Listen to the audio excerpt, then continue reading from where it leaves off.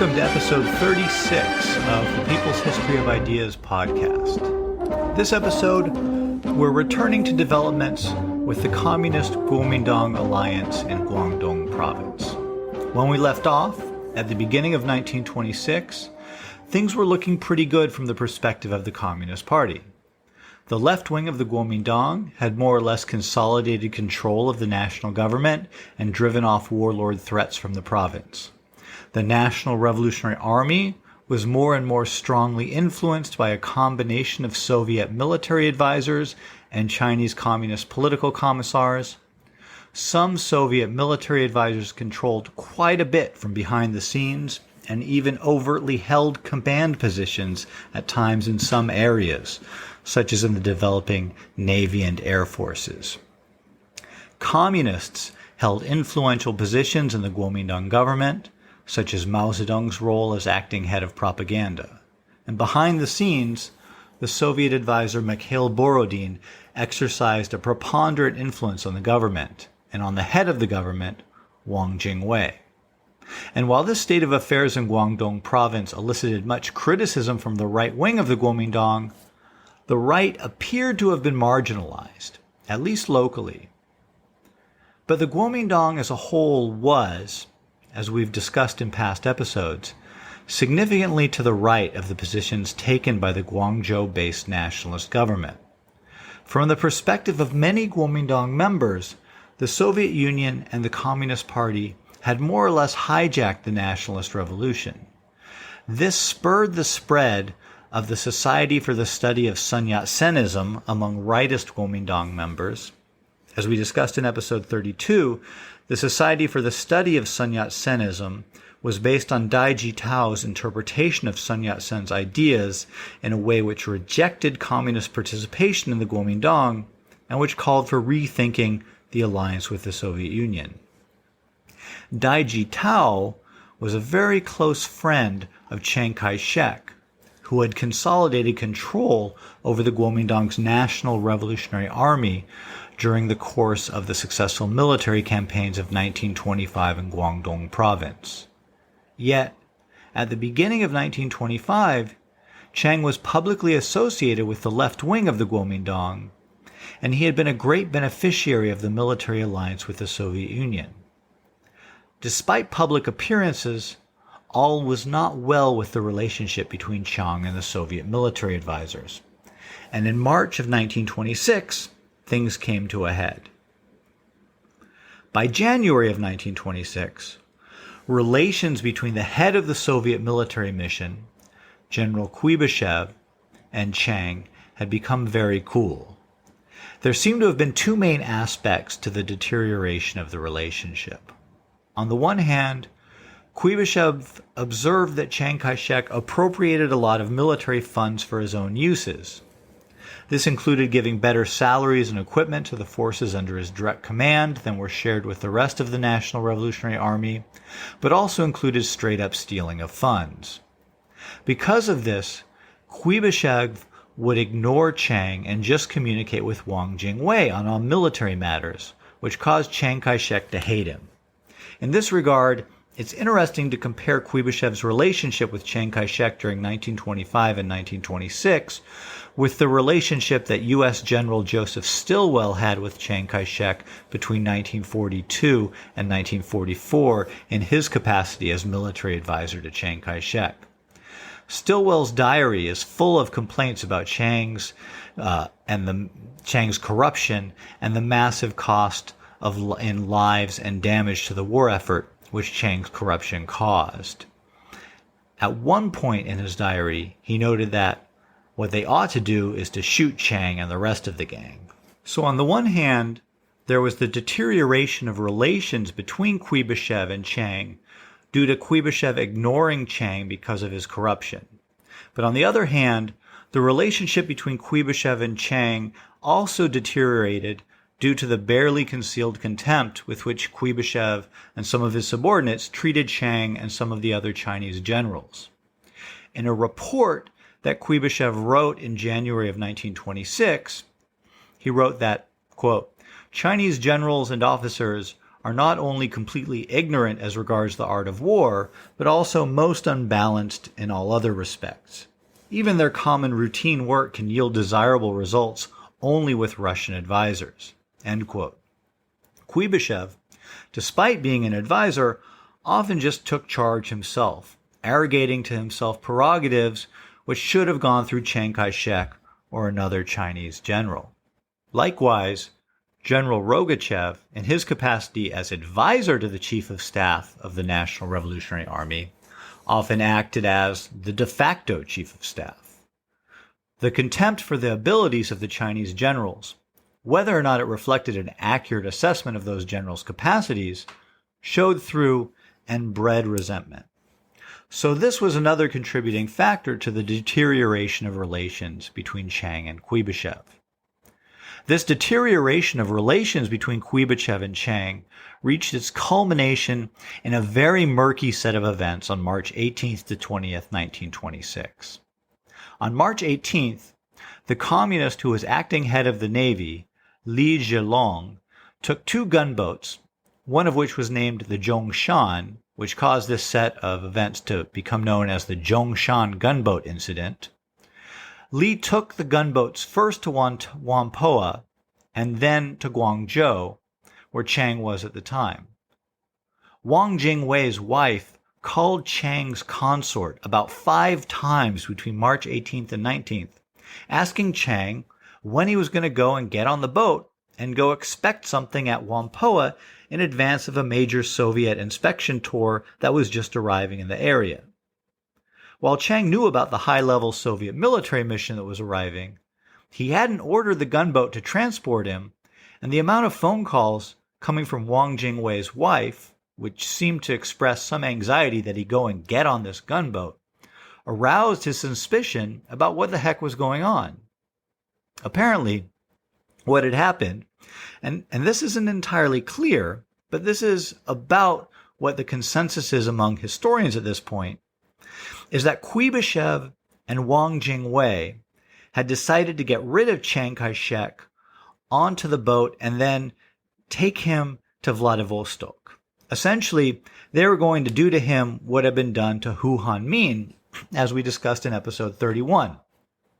Except that Hu had agreed to go into exile in the Soviet Union, and Chiang was basically going to be kidnapped. This was going to be a major move to take more direct control of the National Revolutionary Army and to push out Wang Jingwei's only major rival within the Guomindang. However, the attempt backfired in a major way. With his suspicions aroused, Chiang Kai-shek sent troops onto the gunboat and arrested Li Zhilong. Then he declared martial law in Guangzhou and sent troops to guard the compound where the Soviet military advisors were held, essentially placing them under house arrest. In one stroke, rather than Chiang Kai-shek being taken down as a leader of the National Revolutionary Army, Chiang instead turned the situation into an opportunity to launch a coup and take control of the situation himself. Wang Jingwei was himself dethroned and soon went into exile. Now, because of Chiang's victory here, and because Chiang Kai-shek used to say that there were things about the Zhongshan gunboat incident which could only become known after his death, there has always been some speculation about whether Chiang didn't plan the whole thing. And it's quite possible that Chiang was preparing to launch a coup and to push out Wang Jingwei and to rein in the Soviet advisors and the communists participating in the Guomindang. But it does really seem that there's a lot of evidence pointing to Kuibyshev and Wang Jingwei pursuing their own agenda in trying to oust Chiang Kai-shek. However, this does appear to have been Kuibyshev acting on his own initiative and not something that was approved in the Soviet Union or by Mikhail Borodin, who was the ultimate Soviet authority in China when it came to relations with the Guomindang, and who was out of Guangzhou at the time on a trip to Beijing and Moscow. Andrei Bubnov, the head of the Soviet inspection tour, which had just arrived in Guangzhou, immediately responded to the events by seeking a new understanding with Chiang Kai-shek. and Chiang was not yet ready to end his alliance with the Soviets and Communists, but he wanted new terms. Chiang understood that without continuing Soviet aid, there could be no northern expedition to take the rest of China for the Guomindang. Bubnov and Chiang reached an understanding that the Zhongshan gunboat incident had been on the initiative of individuals and not representative of Soviet or Communist Party policy, and so Kuibyshev, Rogachev, and others who plotted against Chiang would immediately be withdrawn from China, while a new formal understanding would be worked out between Chiang and Borodin upon Borodin's return to Guangzhou later in the spring. After the Zhongshan gunboat incident had subsided, the remaining Soviet advisors held a meeting to sum up where they had been going wrong and what had led to the clash with Chiang. Stepanov, the Russian who temporarily took over for Kuibyshev, listed three main reasons in his initial summation of events. Quote, 1. Too rapid centralization of military power, for instance, the establishment of the General Staff, the police, the commissariat, and other organs. 2. Excessive supervision of the generals and various organs. Russian advisors often assume leading positions, directly handling all matters. 3. Inappropriate radical propaganda in the army on the problems of imperialism, the peasantry, and communism. End quote. In essence, this boiled down to saying that 1. In centralizing the National Revolutionary Army, too much power had been taken from the hands of the individual Chinese generals, and so they were going to resist that. Although, as we've also seen, that centralization had been necessary in order to have any successes in securing Guangdong for the Guomindang, and it's not clear from Stepanov's comments where the line would be drawn in terms of having an effective National Revolutionary Army on the one hand, but not threatening the individual positions of the various generals who supported the Guomindang on the other hand. 2. The Russian advisors had overstepped their bounds in their treatment of the Chinese nationalist generals as subordinates and not having respect for their authority and position. And 3. That the aggressive pursuit of a radical agenda had alienated Chiang and other parts of the Guomindang. Stepanov went on to make some interesting observations about Chiang Kai-shek in his report. Quote, my observations of the character of Chiang Kai-shek are shared by the Chinese communists, including the chairman of the Central Committee, Chen Dushu. We consider Chiang Kai-shek a peculiar person with peculiar characteristics, most prominent of these being his lust for glory and power and craving to be the hero of China. He claims that he stands not only for the Chinese national revolution, but for the world revolution. Needless to say, the degree of his actual understanding of revolution is quite another matter. With his ambition to be the hero of China and his desire to utilize the national revolutionary movement, Chiang finds himself constantly wavering between the right and the communists. He speaks of the Red Disaster, attempting to accord with Chinese public sentiment because the term Red Disaster is at present drawing much attention in China. Chiang possesses much determination and endurance. Compared with the average Chinese, he is unusually forthright. He often accepts suggestions and plans from trusted subordinates. Yet he is not free from suspicion and jealousy. No one is allowed to argue with him over any matter or to act for him. Such is my judgment of Chiang as a person, though it may not be entirely sound.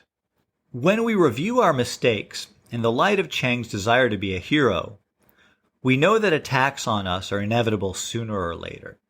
The main problem in our future work is whether we can avoid the above mistakes. Some of these mistakes have already been rectified. Others we will attempt to avoid in our future work. Members of the Chinese Communist Party are also engaged in correcting errors in basic policy. The important subjective cause of the incident is the individuality of Chiang Kai-shek. Should Chiang actually have the above-mentioned unusual characteristics, there is no doubt but that we should, in the light of the overall program, utilize him by all means to carry on the revolutionary struggle. The possible future appointment of Chiang to the post of commander-in-chief should sufficiently satisfy his lust for position and power. At present, Chiang is only chairman of the military council, and he has at times acted in opposition to the right. This affords us an opportunity to be allied with some of the extremists of both the right and left, and is very helpful to us. It would naturally be unfortunate, both for the revolution and for himself, if Chiang actually wants further to attack the left. Yet Chiang can never destroy the left, for, warmly received everywhere, the left has substantial force. For Chiang to fight such force is to seek self-extermination." End quote. I think that long quote gives a good sense of how the Soviet advisors thought Chiang remained of use to them as someone who could be used for revolutionary aims, and gives some sense of how they were not evaluating Chiang's coup as the sort of warning of future disaster that many people came to see it as in retrospect after the events of about a year later. On April 29th, Borodin arrived in Guangzhou. He and Zhang soon reached an accommodation for how the Soviet-Guomindang alliance would proceed. Zhang required that communists no longer be allowed to head sections of the Guomindang, which meant that Mao Zedong would soon have to leave his position as acting head of propaganda. Chiang also required Soviet support for a summer launch of the Northern Expedition.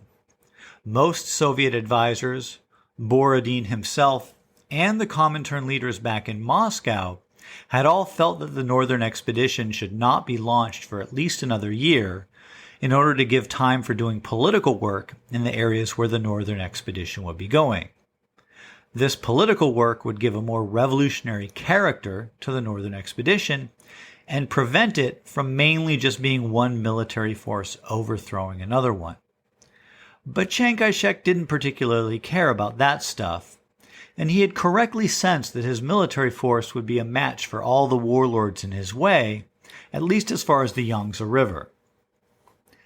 Chiang also requested that Vasily Blyukher, who we met in episode 30, return to China to lead the Soviet forces involved and to advise Chiang.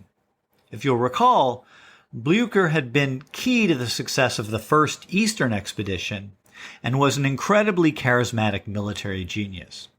He was immensely popular with the Chinese military officers. After Blyukher had left Guangdong, a Soviet report commented on his popularity. Quote, "While at Guangzhou, Comrade Blyukher has acquired for himself an incredibly high prestige. Our advisors assert that hardly a single day passes without somebody of the Chinese here asking questions such as, 'Where is Blyukher now? How soon will he come back?' and the like. Some of them belonging to the military class are even following his movements and know that he has been to Beijing, has gone to Kalgan, etc. The Chinese had absolute confidence in Comrade Blyukher, so that his every statement on questions pertaining to military operations was considered to be a law. It is a curious fact that during the military operations, Comrade Blyukher always succeeded in sending to the front line such generals who during the previous period of their life had never left their offices. General Tan Yang Kai, for instance, had never been with his units at the front, but immediately went to the front line as soon as Comrade Blyukher had said that it was absolutely necessary for him to be there." End quote. Blyukher had actually had to leave Guangzhou because he and Borodin couldn't get along. So Blyukher's return was not something that Borodin was eager to agree to, but Chiang insisted. Borodin also agreed to hand over to Chiang Kai-shek a list of names of all the communists working within the Guomindang, which was an ominous sign. So, as preparations began for the Northern Expedition, the Communist Party and the Soviet advisors in Guangdong had been newly subdued, but had also reached a new accommodation with Chiang Kai-shek rather than being forced to withdraw from the Guomindang or being suppressed outright. It was no longer feasible for the communists to try to work from the heights of the Guomindang government, and the Soviets did not exercise the same influence over Chiang Kai-shek that they had on Wang Jingwei. Objectively, their position was now weaker. Chen Duxiu took advantage of the moment to once again raise the issue of withdrawing the Communist Party entirely from working within the Guomindang, and to only work together in alliance as separate organizations. There was quite a bit of support for this position within the party in the wake of Chiang's coup, but the Comintern was adamant that the communists remain within the Guomindang, despite the much less favorable conditions for taking over the organization. The idea now would be to emphasize mobilizing the grassroots by developing political work with the peasants and workers in support of the Northern Expedition. Before Chiang's coup, there was widespread feeling in China that the communists were using the Guomindang for their own ends. After the March 20th coup, however, I think the question of who was using who became much more of a two-sided struggle.